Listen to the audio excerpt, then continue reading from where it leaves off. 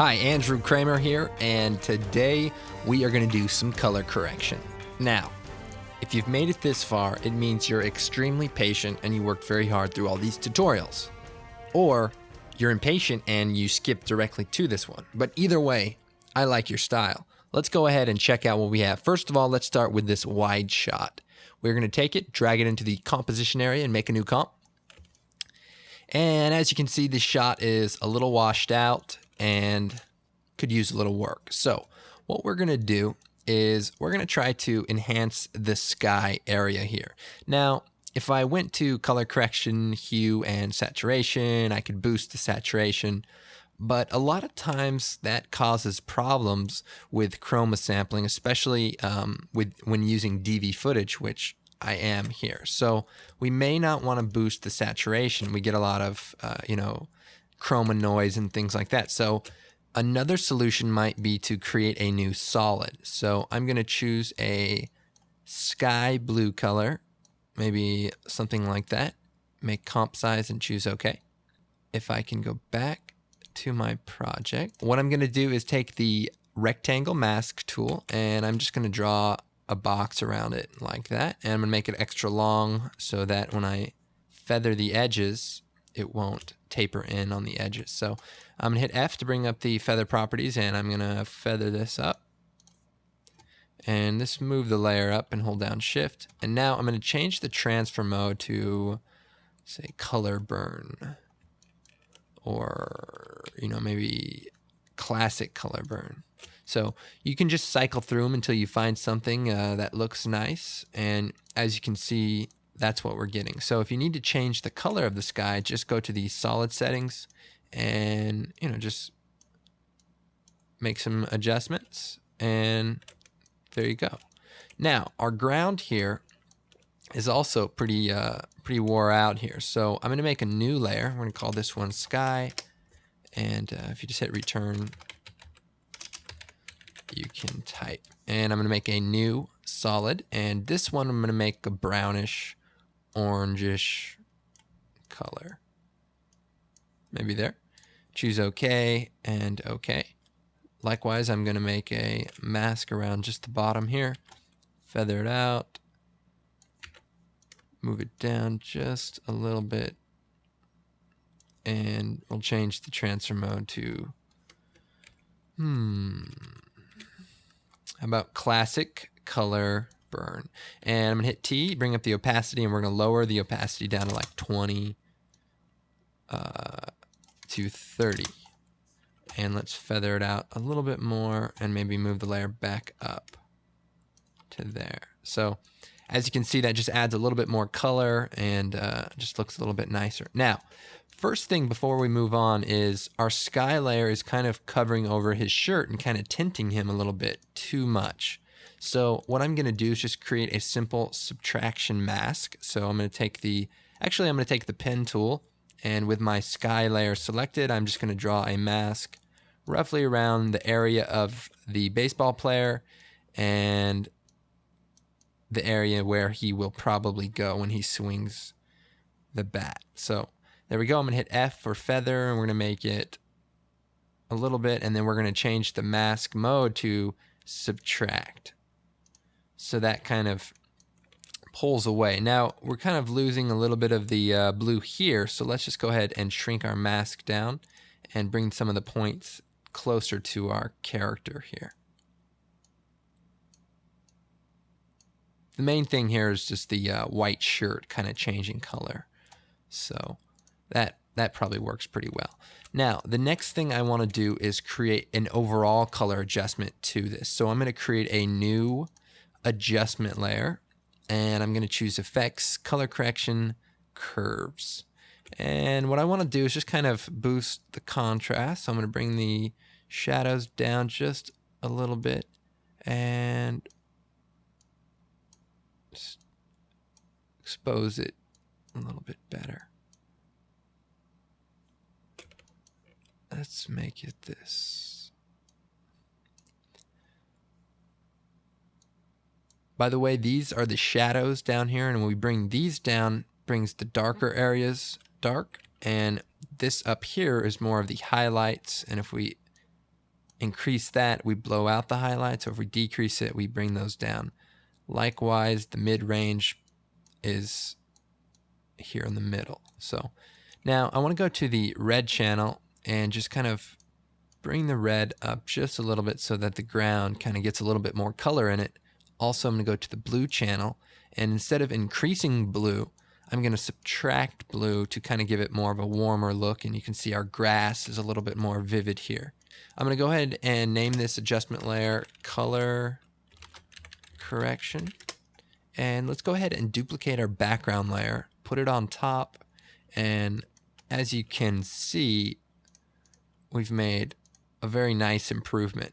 Now, using these layer overlays really helps to give your image an overall density that maybe it was missing from the original footage. Also, you can go into the color correction layer, add a new adjustment, say a levels adjustment, and just clip out some of the whites and just put that before the curves adjustment, just so that you're not blowing out some of the footage that may already be blown out.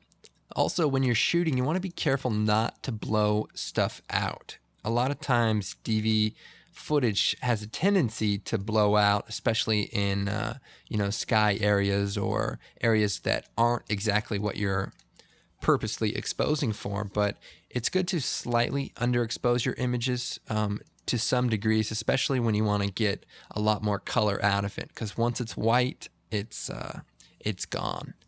Okay, let's go ahead and move on to the second part of this tutorial, and that is this close-up shot. And so I'm going to take this and drag it into the Make New Comp button.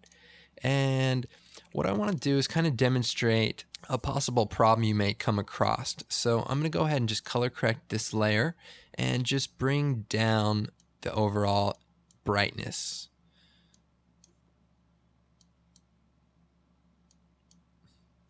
Okay, so say this was a darker room or something like that, and we want to kind of brighten up the eyes here. So we want to just kind of concentrate on that point. We have very specific color correction though that we want to add to the overall piece. So if we want to just focus on the eyes, we might create a mask on an adjustment layer. But actually, what I'm going to do is first track his eye. So what I'm going to do is change the workspace to motion tracking, and we're going to choose track motion, and I'm going to come in here and just make the point pretty big, or actually make the point about there and make the search area a little bit bigger, since he does move around pretty fast because he's hitting a ball. So I'm going to hit the Analyze Forward button. Okay, so that track looks pretty good, stays on him pretty much the whole time. So I'm not going to apply any of this tracking data. I'm actually just going to close this out and close out my palettes here so I have a little bit more room.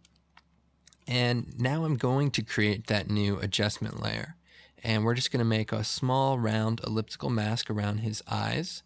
And now I'm going to create a null object. So I'm going to choose Layer, New, Null Object, and I'm going to go to the close-up footage that we've just tracked and hit U to bring up the tracking data. Then I'm going to go to the beginning of the comp by hitting Home. I'm going to select the feature center here with all the track points or the keyframes, hit Control-C to copy them, go to the null, hit P, bring up the position parameters, select it, hit Control-V to paste it. So now that my null is going to also follow along with the layer.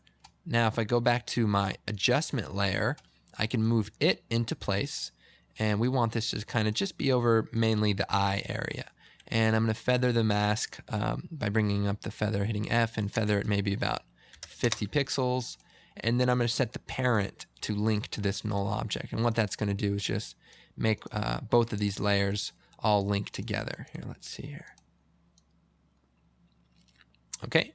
The trick is adding some color correction to this adjustment layer. So if I choose Effects, Color Correction, say Levels, I can, let me just bring that back.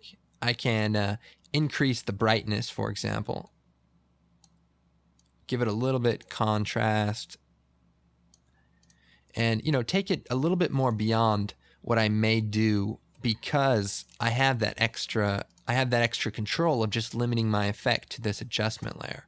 So if I were to darken this layer even more, you can see that I'm still brightening up that one area, which makes this a very powerful technique. Now, likewise, say if my eyes were out of focus, I could choose Effects, Blur and Sharpen, Unsharp Mask, and just slightly increase it. Now, you notice my noise also gets sharpened, so I want to increase the threshold amount to about 5, and maybe the amount of the sharpness to, say, 75.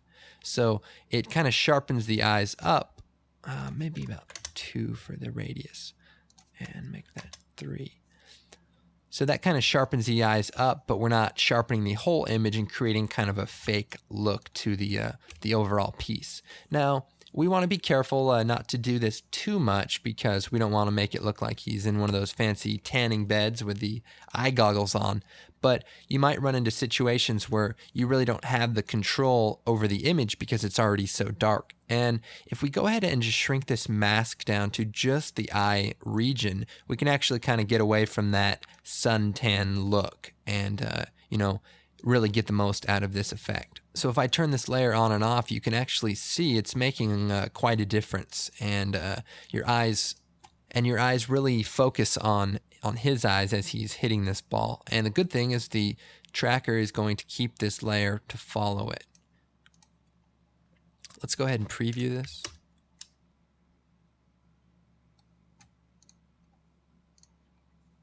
Now, you may run across some footage that is already dark and you won't necessarily be darkening it yourself, but I just wanted to darken the layer just to kind of show you the purpose of maybe why you would want to just work in just a specific region of the image without, changing the overall image. Anyway, I hope this tutorial has been useful, and I hope this whole tutorial DVD has been useful.